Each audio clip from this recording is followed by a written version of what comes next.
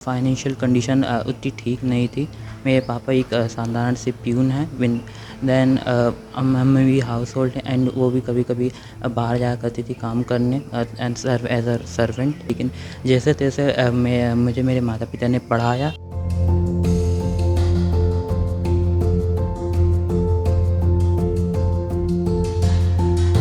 नमस्कार, आप देख रहे हैं द मूक नायक और मैं हूं आपके साथ अंकित पचौरी। हाल ही में एमपी बोर्ड ने 10th और 12th के बोर्ड एग्ज़ाम का रिज़ल्ट घोषित किया है। इस वक्त हमारे साथ मौजूद हैं यशवर्धन सिंह मरावी, जिन्होंने कॉमर्स विषय में एमपी में टॉप किया है। तो यशवर्धन, बहुत बहुत बधाई हो। किस तरीके से तैयारियां आपने की थी?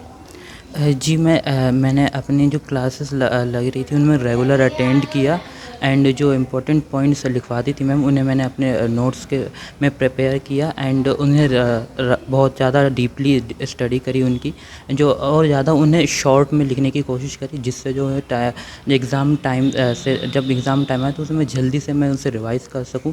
एंड देन मैंने अपने जो पूरे दिन में से एक फ़िक्स टाइम रिज़र्व करके रखा सेल्फ़ स्टडी के लिए, जिसमें मैं अपने हिसाब से पढ़ाई करता था। जो होमवर्क था वो करने के बाद देन उसके बाद मैं सुबह जल्दी उठने की भी कोशिश करता था, जिसमें मैं अपने माइंड को रिफ़्रेश करने के लिए मेडिटेशन या योगा किया करता था एंड अदर एक्सरसाइज भी किया करता था। देन जो हमारी एग्ज़ाम टाइमिंग थी वो 9 से 12 की थी, तो मैंने डिसाइड किया कि जो 9 से 12 की टाइमिंग है इस टाइम पे मैं खुद के सेल्फ प्रैक्टिस करूँगा, सेल्फ असेसमेंट करूँगा, जिसमें मैं सेल्फ असेसमेंट करूँगा कि किस तरह से मैं इम्प्रूवमेंट करना पड़ेगा मुझे, या फिर किस तरीके की जो रिक्वायरमेंट्स है वो करूँ। देन उसके हिसाब से मैंने वर्क किया, मैंने राइटिंग प्रैक्टिस भी करी उस टाइम पे एंड जो प्रीवियस ईयर एग्ज़ाम थे, प्रीवियस ईयर क्वेश्चंस थे, उन्हें भी मैंने बहुत ज़्यादा सॉल्व किया, बिकॉज़ ये बहुत ज़्यादा फ्रिक्वेंसी इनकी बहुत ज़्यादा रहती है, बार बार आते हैं एग्ज़ाम्स में।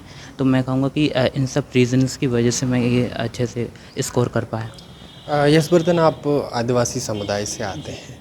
किस तरीके की चुनौतियां रही हैं? क्योंकि वंचित पिछड़े समाज से आना और कॉमर्स में पूरे प्रदेश में टॉप करना 12th में, आप इसको किस तरीके से देख रहे हैं? क्या चुनौतियां आपके साथ रही? जी मैं बेसिकली मंडला से बिलोंग करता हूँ और हमारी फैमिली यहाँ आके सेटल हो गई थी भोपाल में, तो मैं बचपन से भोपाल में पला बड़ा हूँ। लेकिन फाइनेंशियल कंडीशन उतनी ठीक नहीं थी। मेरे पापा एक साधारण से प्यून हैं।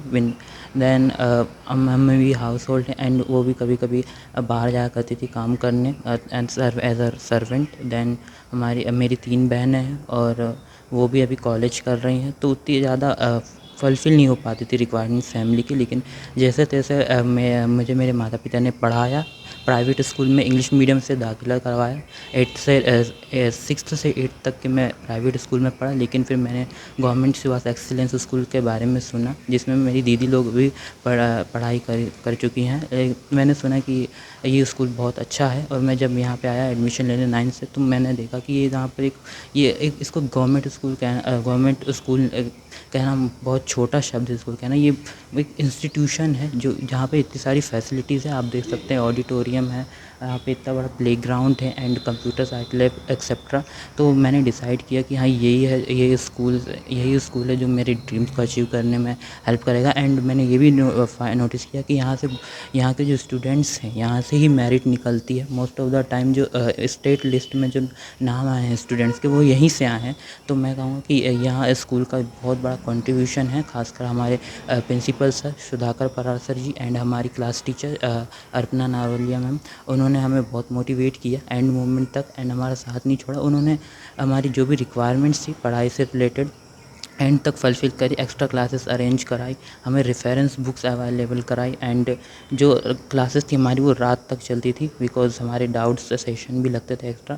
देन मैंने अपनी स्ट्रेटजी की बात करूँ तो मैंने ने जैसा बताया आपको, रात को आके सेल्फ स्टडी के लिए अलग से टाइम फिक्स कर दिया, तो वैसे ही मैं उस पर वर्क किया एंड इस वजह से स्कोर कर पाया। यशवर्धन, आप जो आने वाले समय में जो स्टूडेंट्स हैं जो 11th से 12th में अब आए हैं, उनको क्या मैसेज देंगे कि वो किस तरीके से तैयारी करें कि वो भी आपकी तरह एक मुकाम हासिल कर पाएँ कि आपने कॉमर्स में एमपी में टॉप कर लिया?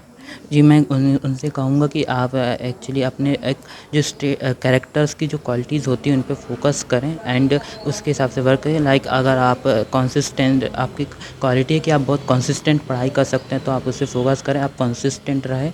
अगर आपसे लगातार पढ़ाई नहीं हो पाती है तो फिर आप लगातार ना करें, आप जिस हिसाब से आपको बेटर लगता है उस हिसाब से पढ़ाई करें। एंड मैं एक और बात कहूँगा कि आप जो अच्छी बुक्स हैं वो अच्छे राइटर्स की यूज़ करें। जैसे मेरा ऐसा कुछ स्पेशल नहीं था, मैं किसी भी राइटर्स की डिफरेंट राइटर्स की बुक प्रेफर करता था, जिससे जो क्वेश्चन का जो लेवल है वो मैं देख सकूँ किस तरीके के लेवल के क्वेश्चन रहते हैं। सीबीएसई की भी मैंने बुक्स कुछ देखी एंड एनसीईआरटी तो आपको यूज़ करना ही है, बिकॉज ऑब्जेक्टिव के लिए मैं उसको बहुत प्रेफर करता था। एंड मैं कहूँगा कि एनसीईआरटी से आपको अच्छा स्कोर कर पाएंगे आप ऑब्जेक्टिव, बिकॉज ऑब्जेक्टिव का भी वेटेज जो रहता है एग्ज़ाम में बहुत होता है। 32 मार्क्स के ऑब्जेक्टिव आए थे बोर्ड में दें। और मैं ये भी कहूँगा कि आप माइंड को रिफ़्रेश करने के लिए आपकी जो हॉबीज़ अच्छी हॉबीज़ डेवलप करें। आप म्यूज़िक सुनना चाहते हैं, म्यूज़िक आप सुनते हैं तो ये अच्छी हैबिट है, लेकिन आप उसे ओवर ना करें। लाइक कई लोग देर तक म्यूज़िक सुनते हैं, स्पीकर में सुनते हैं।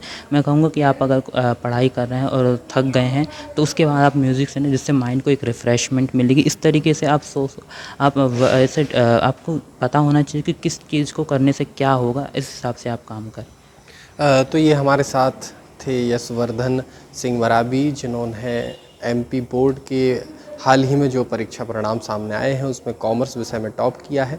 500 में से 482 अंक यहाँ पर यशवर्धन ने प्राप्त किए हैं।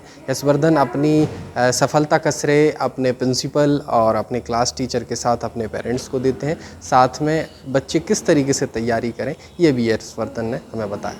ऐसी तमाम खबरें देखने के लिए बने रहें दामुक नाइक के साथ। नमस्कार।